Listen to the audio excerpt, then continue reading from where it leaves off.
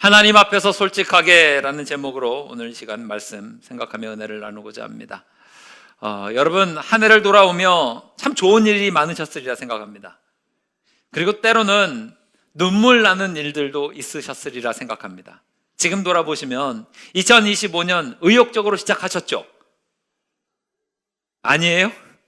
2025년 의욕적으로 막 올해는 무언가 좋은 일이 있을 것 같아 하면서 열심히 나름박질하면 때로는 좋은 일, 은혜로운 일, 기쁜 일도 이렇게 넘쳐났고, 때로는 그걸 향해서 달려가다 보니까 좌절을 만나기도 합니다. 생각지도 못한 어려움을 만나기도 합니다. 내 기대에 미치지 못해서 참 실망스럽고 한숨이 나기도 합니다. 특별히 기대가 이렇게 크신 분들은 그 기대만큼이나 이루어지지 않으면 실망도 크지 않을까 싶어요. 한 해를 마무리해가는 이 시점에 저는 여러분들에게 오늘 이것을 좀 권면을 드리고자 합니다. 여러분 인생 살아가시면서 힘드실 때 있지요. 어려우실 때 있지요. 마음에 상처 입으실 때 있지요. 누구에게도 이야기하지 못할 괴로움이 있는 적도 있으시리라 생각합니다. 그때 어떻게 해야 될 것인가? 오늘 다윗을 통해서 배울 수 있게 되기를 주님의 이름으로 축원합니다. 결론적으로는요, 여러분, 기도의 자리를 잘 지키셔야 돼요. 뭐 하시라는 말씀을 드릴까요? 제가 여러분들에게 기도하라는 말씀을 드리려고 하는 거예요. 다윗의 삶을 한번 보겠습니다. 다윗의 인생이 좀 그랬던 것 같아요. 자기의 인생에 대해서 아주 어렸을 때는 기대가 하늘 끝까지 오를 만큼의 그런 부푼 꿈을 가질 수밖에 없는 환경에 있었던 사람이 다윗이었던 것 같습니다. 원래는 안 그랬는데 사무엘상 16장 말씀을 보게 되면 원래는 집안의 막내로서 존재감도 없었고 어리니까 별로 어른들이나 주변에서 기대도 하지 않았던 그 다윗을 자기도 그렇게 생각하고 있었을지 모르겠습니다. 그냥 목동으로 평생을 사는 게 내 인생이겠거니 했는데 어느 날 이스라엘에서 가장 존경받고 가장 능력 있고 하나님이 위대하게 쓰시는 마지막 사사이기도 하고 선지자이기도 한 사무엘 선지자가 찾아왔습니다. 그리고 와서 1번부터 7번의 형들이 있는데 다 물리치고 막내를 불러오라 그래요. 막내가 이 다윗이 왔는데 자기에게 머리에 기름을 붓습니다. 그리고 뭐라 그래요? 자기가 원하지 않았습니다. 넌 이제부터 왕이 될 거야. 기분 좋아요? 안 좋아요? 기분 너무 좋죠. 생각지도 못했는데 저렇게 존경받는 분이 나한테 왕이 될 거라 그랬어. 기대가 돼요. 근데 내가 원한 건 아니지만 그렇게 됩니다. 그렇게 믿음으로 그래도 하나님 의지하며 살아갔는데 사무엘상 17장을 넘어가 보면 이제 왕으로서 주목받는 사건이 일어납니다. 골리앗을 만나요. 너는 칼과 창과 단창으로 내게 나아오거니와 나는 만군의 하나님 여호와의 이름으로 내게 나아간다 하면서 물맷돌 가지고 골리앗을 무너뜨립니다. 사람들이 막 깜짝 놀라요. 박수치기 시작합니다. 그리고 저작거리에서도 이 다윗을 향한 노래가 나오는데 사울은 얼마예요? 1000이에요. 다윗은 얼마예요? 10,000이에요. 그러면 다윗이 사울보다 몇 배 더 센 거예요? 10배나 더 센 거예요. 기대감이 이렇게 커질 겁니다. 아니, 나는 기름 부음도 받았고 이제는 나라의 전쟁 영웅도 되었습니다. 그 다음에는 군대 장관이 됩니다. 점점 승승장구하고 있는 거예요. 군대 장관으로 끝나는 게 아니라 이제는 왕의 사위가 됩니다. 이제는 왕과 친인척 관계로 아버지와 아들 사이까지 되는 여기까지 올라가요. 그러면 우리는 일반적으로 생각할 것입니다. 하나님의 돕는 인생은 이런 거겠구나. 하나님이 복 주시면 이렇게 물밀듯 쏟아오겠구나. 하나님이 부어주시면 막을 길이 없구나. 놀랍구나. 근데 이렇게 승승장구한 다윗의 인생이 어느 한순간 반전을 맞이하게 됩니다. 사울이 질투하기 시작해요. 이게 모든 이 다윗의 인생의 괴로움의 원흉입니다. 사울의 질투가 나오기 시작합니다. 얼마까지 사울이 다윗을 질투해요? 죽여버리고 싶을 만큼. 그냥 내가 널 죽여버릴 거야 이게 아니라 그냥 집요하게 쫓아다니면서 다윗을 죽여야 내 속이 시원할 만큼 사울의 질투심이 이렇게 커집니다. 다윗이 뚜렷하게 잘못한 게 없어요. 다윗이 실수한 게 없습니다. 다윗은 그냥 하나님 믿으며 나아갔습니다. 그런데 백성의 선망의 대상이 된 거죠. 그랬던 다윗이 이제는 완전히 상황이 뒤집혀서 실패자가 됩니다. 도망자가 됩니다. 비참한 모습으로 떨어지게 됩니다. 이제는 하나님이 막 부어주셨던 모든 것들이 사라지는 것 같은 상황에 빠져요. 자기의 명성이 무너집니다. 사람들이 자기를 쉬쉬하기 시작합니다. 그렇게 박수 쳐주었던 사람들이 없어져요. 그리고 이제 아름답게 가정을 일구지 않았습니까? 사울 왕의 딸이었던 미갈과 결혼을 했는데 질투심에 불타올랐던 이 사울 왕이 어떻게 해요? 자기 다윗의 아내였던 미갈을 다른 남자에게 시집을 보냅니다. 사무엘상 25장 45절 말씀을 보게 되면 성경은 이렇게 우리에게 일러주고 있어요. 사울이 그의 딸이었던 다윗의 아내 미갈을 갈림에 사는 라이스의 아들 발디에게 주었다라고 성경은 이야기합니다. 가정도 무너져 버렸어요. 비참했겠죠. 더군다나 이제는 이 정도쯤 되면 자기의 후원자로 여겼던 사무엘 선지자 좀 나서야 될 거 아닙니까? 사무엘 선지자를 찾아갈 수 있는 그런 여건은 되어야 될 거 아닙니까? 그런데 그 위대했던 사무엘 선지자가 멀리 떠나서 볼 수도 없었고 이제는 예전만큼의 영향력이 있어 보이지도 않아요. 만나지도 못해요. 그나마 주변에 있었던 한 사람이 있었는데 다윗의 절친이었어요. 다윗의 가장 친한 친구였던 사람의 이름은 요나단입니다. 그런데 안타깝게도 다윗의 가장 친한 친구 요나단의 아버지가 누구인가 하면 사울 왕입니다. 도와주고 싶지만 아버지가 왕이니까 적극적으로 칼 들고 덤빌 수도 없어요. 그러다 보니 친구마저 잃어버립니다. 목숨을 구걸하기 위해서 사무엘상 21장 말씀을 보게 되면 적국이었던 골리앗의 나라인 블레셋으로 몸을 피신합니다. 거기서도 사람들에게 시기와 질투받게 되니까 미친 척을 하며 살아갑니다. 침을 질질 흘려가면서 정말 미친 사람인 것처럼 실성한 사람인 것처럼 그렇게 살아갑니다. 그러면서 겨우 목숨을 부지하면서 연명하듯 살아와서 나중에 광야에 이르렀을 때에 도착한 곳이 어딘가 하면 아둘람이라고 하는 굴이에요. 동굴에 몸을 피신하면서 이제 그 광야 생활을 시작하는 게 다윗이고, 그 아둘람 굴에 있었을 때에 오늘 본문 말씀의 시편을 지었습니다. 사무엘 선지자가 다윗을 찾아오게 되었을 때에 다윗이 기대했던 것은 무엇일까요? 넌 이제부터 왕이 될 거야. 그러면 다윗은 뭘 기대했을까요? 궁궐을 기대했을 겁니다. 그런데 지금 다윗 앞에 뭐가 펼쳐져 있어요? 동굴이 펼쳐져 있어요. 궁궐을 기대했는데 하나님은 나를 이 광야의 그 끝에 동굴로 밀어버리시는 거예요. 여러분들도 만약에 다윗의 입장이 된다 그러면 일반적으로 이런 상황에 처하게 되면 사람들은 근원적인 질문을 하게 됩니다. 나는 버림받은 것이 아닌가? 하나님이 내 인생을 내팽개치신 것은 아닌가? 과거에 하나님이 사무엘 선지자를 통해서 기름 부어주시면서 너는 이 나라의 왕이 될 것이다 라고 이야기했던 그것이 과연 지금도 유효한 것인가? 하나님은 정말 나를 사랑하시기는 한 것인가?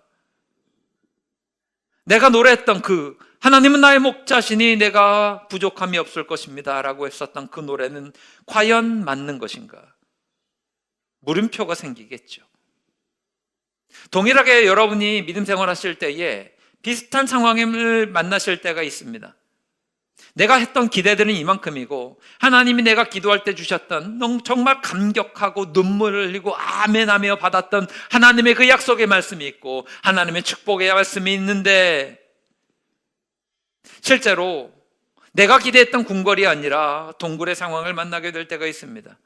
아니, 처음에는 하나님 말씀 믿고서 막 힘내서 열심히 달려가고 때로는 일이 좀 되는 것 같아 보이고 승승장구하는 것 같아 보이고 하나님의 약속의 말씀을 내가 받았으니 막 신이 나고 말이죠. 기대가 되고 내 이 땅을 살아가다 보니까 정작 기대했던 것과는 정반대로 어려운 일만 생겨요. 관계가 무너집니다. 재정적으로 힘든 압박이 찾아옵니다. 내가 뭔가 하려고 했는데 뭔가 일이 잘 되지 않아요. 그러다 보니 드는 생각은 하나님이 과연 나를 사랑하시는가? 내가 믿음 생활 이거 해도 되는 것인가? 회의가 들기도 합니다. 여러분, 이럴 때 어떻게 하면 좋습니까? 이런 상황을 한두 번쯤은 만나보신 분들이 있으실 것입니다. 물론 우리는 이론적으로는 이렇게 이야기할 수 있을 겁니다. 로마서 8장 28절 말씀을 기억하십시오. 하나님은 모든 것을 합력하여 뭘 이루시는 분이세요? 선을 이루시는 분이세요. 다 알고 있어요. 제가 여러분 여쭤보면 선을 이룬다, 제가 너무나 로마서 8장 28절 말씀을 강조하니 다 알고 계실 겁니다. 이렇게도 이야기할 수 있을 것입니다. 저도 종종 강조하지만 하나님이 사용하시는 사람 가운데 광야를 통과하지 않은 사람이 있습니까? 훈련 없이 세워진 사람이 있습니까? 요셉의 애굽에서의 종살이가 그렇지 않았습니까? 모세가 애굽의 왕자를 버리고 40년 동안 광야에서 목동으로 살았던 것이 그런 것 아니겠습니까? 사도 바울이 하나님 앞에 쓰임 받았을 때 늘 형통하기만 한 게 아니지 않습니까? 그런데 하나님 영광 받으시도록 귀한 부흥의 역사 주시지 않았습니까? 이건 다 필수 코스니까 그냥 받으십시오. 예, 맞습니다. 저도 그렇게 위로해 드릴 때가 있고 그렇게 여러분에게 설교할 때도 있습니다. 맞는데 사실 이론하고 현실하고 다를 때가 많지요. 때로는 내가 너무나 힘들고 지치면 주변에서 누가 와서 그 이야기를 하더라도 그 이야기가 들리지 않을 때가 있습니다. 당신이 내 마음을 아냐? 내 이렇게 깨진 마음을 아냐? 이 비참한 상황을 아냐? 재정적으로 압박이 막 받아서 어디로 가야 될지도 모르고 주변에서 날 도와주는 사람이 하나 없는데 차라리 그렇게 말할 거면 나한테 한 푼이라도 도와주고 얘기해라. 힘들고 어렵습니다. 당장 이 힘든 현실에 어떻게 대응해야 될지 모를 때가 많아요. 그런데 오늘 우리가 읽은 본문 말씀은 이런 상황 속에서 우리가 어떻게 실제적으로 믿음으로 대처할 수 있는지를 잘 보여줍니다. 결론은 뭔가 하면 오늘 설교의 제목처럼 하나님 앞에서 솔직하시기를 바랍니다. 누구 앞에서요? 이게 중요합니다. 오늘 아둘람굴의 절망적인 상황 속에서 하나님 앞에 했었던 기도가 시편 142편인데 그 내용의 주된 내용은 무엇인가 하면 하나님 앞에서 불평했어요. 저는 이게 필요하다고 생각합니다. 불평의 기도가 무엇입니까? 마음을 다 쏟아 놓는 거예요. 속상해요? 그럼 속상하다고 하나님 앞에서 하는 거예요. 불평이 나오는데 불평하지 말라고 하니까 이거 어떻게 해요? 사람 붙들고 안 하고 하나님 앞에서 쏟아 놓는 거예요. 솔직하게. 여쭤보겠습니다. 우리의 감정을 만드신 분이 누구십니까? 믿으세요? 그러면 하나님이 우리의 감정 또한 만드셨는데 우리가 현실에서 느끼는 것, 절망을 느끼고 불평의 감정이 솟아나오고 부정적인 감정이 생기는 거 아실까요? 모르실까요? 아시겠죠. 어찌 보면 이것은 굉장히 자연스러운 것일지도 모르겠습니다. 문제는 둘 중에 하나인데 이 감정이 없는 것처럼 억누르거나 아니면 엉뚱한 곳에서 쏟아놓고 털어놓거나. 일단은 여러분 억누르면 병되는 건 아시죠? 요즘에 뭐 이런 거 감정에 관한 뭐 영상 콘텐츠나 인터넷 콘텐츠나 혹은 뭐 TV 콘텐츠들이 굉장히 많아서 이 감정들을 억누르면 병이 된다는 건 다 아실 겁니다. 억눌러도 안 되고요. 또 그런 감정이 있다고 아무한테나 붙들고 막 쏟아내면 안 그래도 관계라고 하는 것들이 굉장히 힘든데 막 쏟아내기 시작하면 그나마 있었던 관계들도 다 무너져 버릴 수밖에 없어요. 일단 많은 분들이 감정을 억눌러요. 대한민국 사람들이 특별히 그렇습니다. 우리는 어렸을 때부터 이 대한민국이라고 하는 환경 속에서 자라오다 보니까 감정을 억누르는 것에 굉장히 익숙합니다. 특별히 남자분들 그렇죠. 남자는 울면 됩니까? 안 됩니까? 울면 돼요? 안 돼요? 저는 어렸을 때부터 그렇게 교육받았습니다. 사내 새끼가 울면 되냐? 저희 아버님이 그렇게 많이 말씀하셨습니다. 누르는 거에 굉장히 익숙해져 있습니다. 그래서 이런 감정들이 올라와도 누르고 누릅니다. 여러분 이렇게 계속해서 감정을 누르다 보면 어떻게 되는지 아십니까? 빨리 지쳐요. 쉽게 지칩니다. 제가 보니까 그나마 이것도 뭐 바람직한 것은 아니지만 자기 감정에 굉장히 솔직하신 분들이 있죠.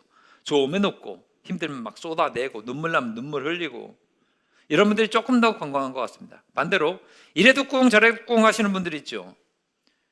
그런 분들은 좀 그나마 좀 그렇지 않은 것 같아요. 특별히 남자분들이 이런 거 많으시죠. 좀 웃기면 웃으세요. 슬프면 눈물을 흘리셔도 됩니다. 그러니까 저한테도 이게 해당되는데 드라마 보시다가 눈물 나시면 우십시오. 안 우는 척 하려고 막 이빨 꽉 깨물고 이렇게 하다가 딴짓하는 척 하지 마시고 눈물이 나시면 좀 눈물 흘리셔도 됩니다. 그러니까 이걸 억누르다 보니까 여러분들은 지금 그걸 못 보고 계시지만 저는 매주마다 여러분의 얼굴을 보잖아요. 그러니까 우리 남자 성도분들은 반쯤은 환한 얼굴로 절 쳐다보고 계세요. 제가 가끔씩 제가 아마추어라면 뭔가 잘못했을지도 모르겠다 이런 생각이 드시지만 여러분은 전혀 그런 마음이 없으시잖아요. 그러니까 우리 여자 성도님들은 좀 그나마 덜 하신데 남자 성도님들은 제가 웃긴 농담을 해도 별로 웃지는 않아요. 그러면 실패했구나 이런 생각이 들어요. 이런 면에서는 여자분들이 훨씬 더 건강하신 것 같습니다. 마음의 병이 생긴다 하잖아요. 이거 언제 생겨요? 감정을 털어내지 못해서 생기는 문제가 있지요. 누르고 억압하다 보니까 금방 지치고 부러져요. 털어놔야죠. 털어놔야 되는데 문제는 뭔가 하면 엉뚱한 곳에서 털어놓으면 문제가 됩니다. 사람 붙들고 여러분의 비밀 이야기하면 내가 당신한테만 하는 얘기야. 들어보셨습니까? 근데 그 이야기가 당신에게만 전달될까요? 제2, 제3자는 그 이야기를 모를까요? 다 누설됩니다. 부작용이 많아요. 안에 있는 감정을 쏟아내다 보면 부정적인 감정이 막 나오다 보니까 관계 또한 틀어집니다. 여러 가지 부작용이 많습니다. 그런데 이걸 어디에서 털어놓으라고요? 하나님 앞에서 털어놓으시기를 바랍니다. 하나님 앞에서 털어놓으면요 부작용이 없어요. 억누르지도 마시고 사람 붙들고 막 시시비비 가리려고 막 하지 마시고 하나님 앞에서 솔직하시기를 바랍니다. 다윗의 입장을 생각해 보세요. 잘못이 없잖아요. 내가 잘못한 게 없다고요. 사울을 어떻게 하려고 했던 것도 아니고 내가 왕 되겠다고 막 칼 들고 덤빈 것도 아닙니다. 그런데 지금 이런 비참한 상황까지 이르게 되었어요. 왜? 어디서부터 무엇이 잘못되었는지도 모르겠어요. 원통해요. 답답해요. 괴로워요. 이걸 억눌렀느냐? 그러지 않았어요. 사람들 붙들고 하소연했느냐? 그렇지 않았어요. 다윗은 뭐 했어요? 하나님 앞에 털어놔요. 하나님 앞에 정직하셔야 돼요. 다윗의 모습을 보세요. 오늘 1절 말씀, 2절 말씀인데 이렇게 이야기합니다. 내가 소리내어 여호와께 부르짖으며 소리내어 여호와께 간구하는도다. 그 내용이 뭐예요? 내가 내 원통함을 그의 앞에 토로하고 내 우환을 그의 앞에 진술한도다. 토하고 진술하는데 영어 성경을 보게 되면요 원통함을 complaint라고 하는 표현을 써요. 컴플레인 한다라고 하는 이야기는 많이 들어보셨죠? 그러니까 고객이 어떤 판매자에게 이런 문제가 있으니까 이걸 좀 해결해 달라라고 컴플레인, 이게 원통함이에요. 우화는 영어 성경을 보게 되니까 훨씬 더 쉽게 다가와요. 트러블이에요. 나의 컴플레인과 나의 트러블을 하나님 앞에 쏟아냅니다 라고 하는 게 2절 말씀의 이 다윗의 모습이거든요. 이거 하라는 이야기예요. 다윗은 그렇게 살았습니다. 컴플레인요, 하나님 앞에 컴플레인 하는 거예요. 하나님 고쳐주세요. 트러블 있어요? 하나님 이 트러블이 있습니다. 다 쏟아놓고 이야기해요. 이게 필요합니다. 이래야 하나님 앞에서 내가 건강한 믿음이 될 수 있는 거예요. 다윗 말고 이거 잘하는 사람이 있어요. 사무엘상 1장 15절에 사무엘의 어머니 한나예요. 한나가 어떻게 이야기합니까? 술 취했다 이야기하니까 아닙니다. 내 마음이 저는 마음이 슬픈 여잔데 술 마신 게 아니라요 하나님 앞에서 내 심정을 통한 것밖에 없습니다. 부작용이 없어요. 하나님 앞에서 술 취한 것처럼 막 울고 불고 난리쳐도 전혀 문제가 없어요. 오히려 하나님이 응답을 주세요.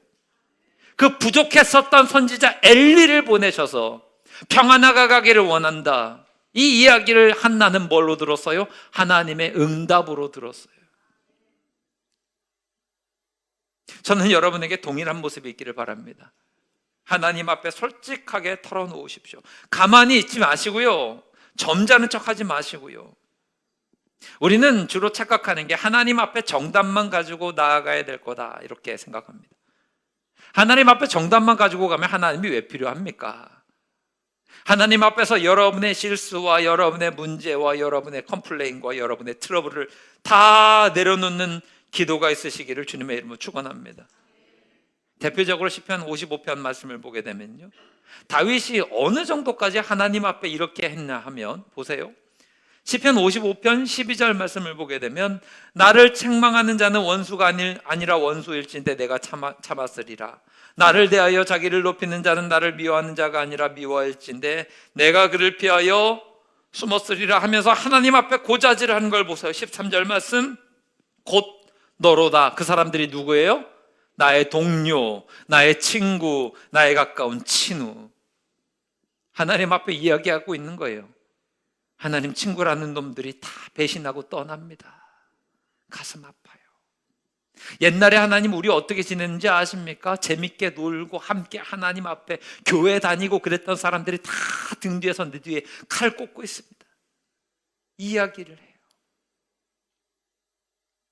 그런데요, 이것을 놓고 이 정도만 했으면 그나마 괜찮지.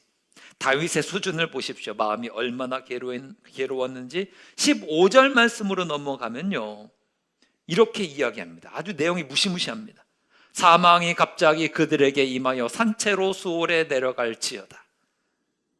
이는 악독이 그들의 거처에 있고 그들 가운데에 있음이로다.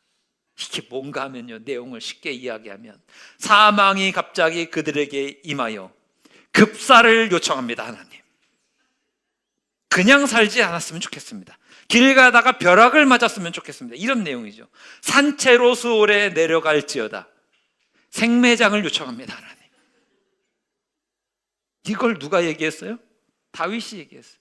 그냥 지옥에 갔으면 좋겠습니다. 이런 거예요. 이는 악독이 그들의 거처에 있고 그들 가운데 있음이로다. 무시무시한 저주를 해요. 우린 그럴 수 있죠. 아니, 다윗이 어떻게 이렇게 기도할 수 있나? 하나님 믿는 사람이 어떻게 이렇게 기도할 수 있나? 근데 여러분 보세요. 실제로 다윗이 이렇게 실행을 했습니까? 실행하지 않았어요.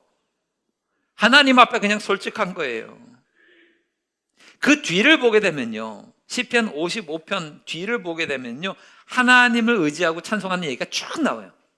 그냥 이건 일부분인데 중요한 건 이거예요. 일단 하나님 앞에서는 좀 솔직하게.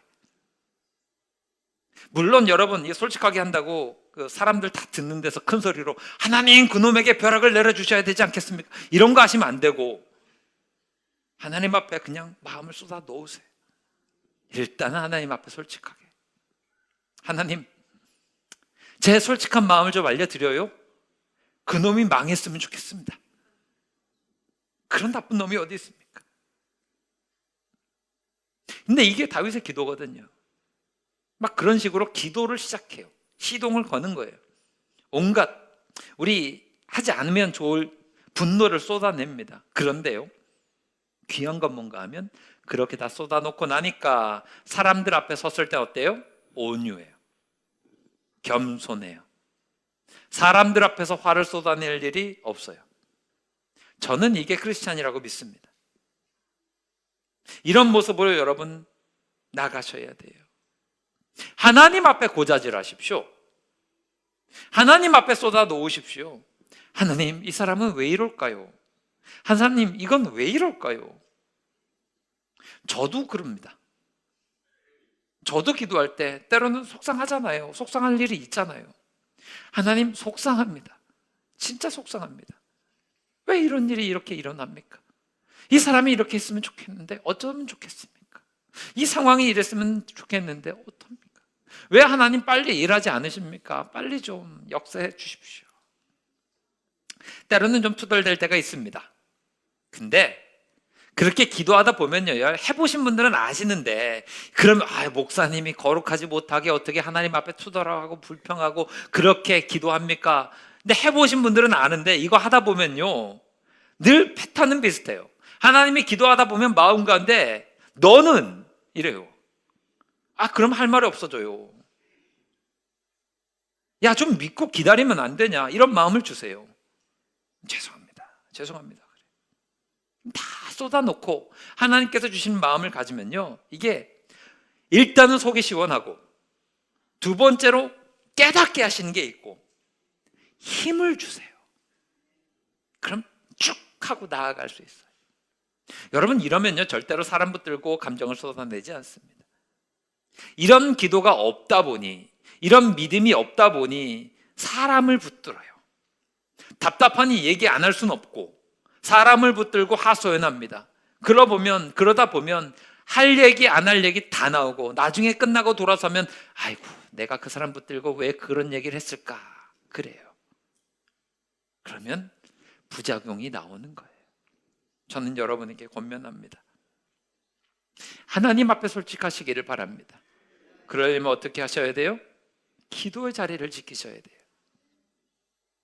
기도를 진중하게 하나님 앞에 구별된 시간에 구별된 자리에서 하나님 앞에 쏟아놔야 이게 제대로 솔직한 것이지, 그냥 평상시에 하나님이 다 보고 계시겠지 하면서 혼자 다니면서 혼잣말로 계속해서 저주의 이야기, 불평의 이야기 쏟아내는 것, 이것을 우리는 하나님 앞에 솔직하다라고 이야기할 수는 없어요. 오늘 본문 말씀에 쓰여진 장소가 어디라 그랬어요? 아둘람 굴이에요. 그가 여기에서 자리를 잡긴 하였지만 굴이라고 하는 환경을 생각해 보세요. 외부로부터 차단되어 있고 나 혼자 있고 어둡고, 하나님 앞에 솔직할 수 있는 그런 구별된 그런 자리에서 하나님 앞에 내 마음을 쏟아놓는 겁니다. 하나님이 받아주시는 거예요.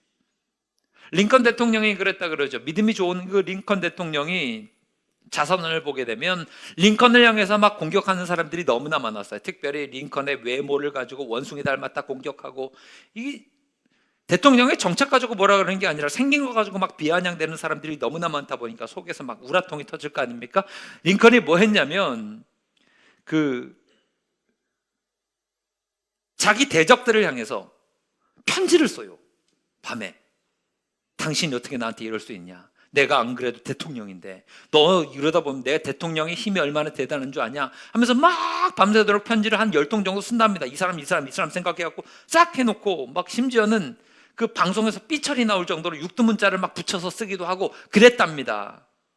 근데 이거를 다음날 편지를 발송했느냐? 안 했어요. 태워버렸답니다. 다윗의 방법과 똑같은 거죠. 하나님 앞에서 다 쏟아놓고 사람 앞에서는 온유와 겸손함으로. 이런 얘기 들었습니다. 어떤 가정교육이 잘된 가정이 있는데 아버지가 아들에게 어미 가르칩니다. 남자는 함부로 우는 거 아니다. 그 남자는 평생에 몇 번 울어야 돼요? 3번 울어야 됩니까? 여러분 다 초과하셨죠? 왜 그런 얘기를 만들었는지 모르겠어요. 근데 이런 식으로 얘기를 하는 거예요. 남자는 함부로 우는 거 아니다. 감정 조절을 잘해야 돼 하면서 모든 예의 범절을 철저하게 가르치면서 아들도 똑똑해서 아버지의 가르침을 잘 따라갔습니다. 좋은 가정교육을 받았어요. 그런데 이 아들이 어렸을 때 수술을 받게 돼요. 큰 수술은 아니고 편도선, 명장 제거 뭐 이런 수술입니다. 근데 신기한 건 애가 수술을 받았는데 안 울더래요. 아픈 게 뻔히 보이는데, 아프지 않습니까? 주사 한 대만 맞아도 얼마나 아파요. 근데 애가 안 울어요. 간호사도 신기해하고 의사도 신기해하고, 위에 누나가 있는데 누나가 물어요. 야, 넌 왜 안 우냐? 이놈이 어린데도 남자는 우는 거 아니야 하면서 이렇게 얘기를 하는 거예요. 애가. 그 누나가 보기 이상해요. 그래서 아빠한테 가서 쪼르륵 가서 얘기해요. 아빠, 아플 때 우는 게 맞아? 안 우는 게 맞아? 아버지가 그 얘기를 듣고 뭔 얘기인지 파악을 했죠. 그래서 누나를 내보내고 아들 병실에 1대1로 찾아가요. 그리고 아버지가 이렇게 얘기합니다. 야, 아프지? 아무 말도 안 해요. 꾹 하고 있어요. 아프면 울어도 돼. 아빠는 의사가 아니잖아. 의사 앞에서 안 운 거 잘했어. 근데 있잖아, 의사 앞에는 안 울어도 아빠 앞에서는 울어도 돼. 그러니까 이놈이 오랫동안 참고 있던 닭똥 같은 눈물이 뚝뚝 떨어지는 거예요. 울면서 아빠 아파요 하면서 뚝뚝 펑펑 울었답니다. 얼마나 애가 오랫동안 참은 거예요. 아빠가 다독다독 해주고 눈물 닦아주고. 그러니까 애가 이렇게 눈물을 다 흘리고 나니까 감정이 다 후련해졌잖아요. 그러니까 다음부터는 의사 앞에서 웃어요. 쌩글쌩글. 간호사가 주사를 맞는데도 당당하게 착 팔을 내밀고. 이 대단한 거 아닙니까? 여러분, 동일한 것 같아요. 우리는 어디에서 우리의 마음과 아픔과 괴로움과 비통함과 안타까움을 쏟아내야 됩니까? 하나님 앞에 솔직하게 털어놓으시기를 바랍니다. 아빠 앞에서는 울어도 되잖아요. 하나님 앞에서는 울어도 되지 않습니까? 사람 앞에서 울지 말고 하나님 앞에서 우십시오. 그럼 사람 앞에서는 웃습니다. 할렐루야.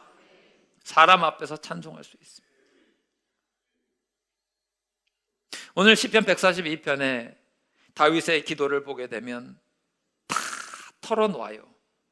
4절 말씀을 보게 되면 이렇게 이야기합니다. 오른쪽을 살펴보십시오. 나를 아는 사람도 없고 피난처도 없고 영혼을 돌보는 사람도 없습니다. 없습니다. 없습니다. 없습니다. 아무것도 없습니다.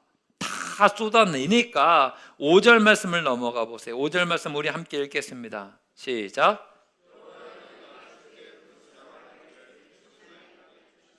살아있는 사람들의 땅에서 분깃하였나이다. 깨닫는 거예요. 아, 하나님이 계셨네. 죽을 줄 알았는데 하나님이 나의 피난처가 되어 주셨군요. 내가 아무것도 없는 줄 알았는데 하나님이 나의 분깃이 되어 주셨습니다. 이 분깃이라고 하는 것은 이스라엘 백성들이 가나안 땅, 젖과 꿀이 흐르는 땅에 들어갔을 때 각 지파별로 나누어 받은 그런 땅, 유산 이런 것들, 유업들이 분깃이에요. 다 쏟아놓고 나니까 깨달아지는 게 있어요. 누가 계세요? 하나님이 계세요. 아무것도 없을지라도 하나님 계시니 만족합니다. 하박국서 3장 17절로 18절 말씀, 하박국 선지자의 고백과 똑같은 거예요. 함께 읽습니다. 시작. 비록 무화과 나무가 무성하지 못하며 포도나무에 열매가 없으며 감람나무에 소출이 없으며 밭에 먹을 것이 없으며 우리의 양이 없으며 외양간에 소가 없을지라도 나는 여호와로 말미암아 즐거워하며 나의 구원의 하나님으로 말미암아 기뻐하리로다. 아멘. 이것이 여러분의 기도가 되기를 바랍니다. 이 고백이 나오기 위해서 뭐 해야 됩니까? 하나님 앞에 솔직하셔야 됩니다. 힘들면 힘들다 하십시오. 괴로우면 괴롭다 하십시오. 점잖은 척 안 하셔도 됩니다. 그러기 위해서 우리에게 필요한 게 무엇입니까? 예배의 자리 지키셔야 되고 기도의 자리 지키셔야 됩니다. 이 좋은 하나님 계시는데 왜 그 앞으로 나가지 않고 사람 붙들려고 씨름하십니까? 다윗의 이 귀한 고백들이 여러분 마음 가운데 도전이 되기를 바라요. 여러분의 마음을 주님 앞에 쏟아놓는 거룩한 믿음 되십시오. 그러면 하나님께서 여러분의 눈을 바꾸어 주실 것이고 새로운 힘과 능력을 주실 줄 믿습니다. 이제 한 주간이 여러분 삶 가운데 펼쳐질 터인데 더더욱 부탁을 드려요. 기도의 자리를 사모합시다.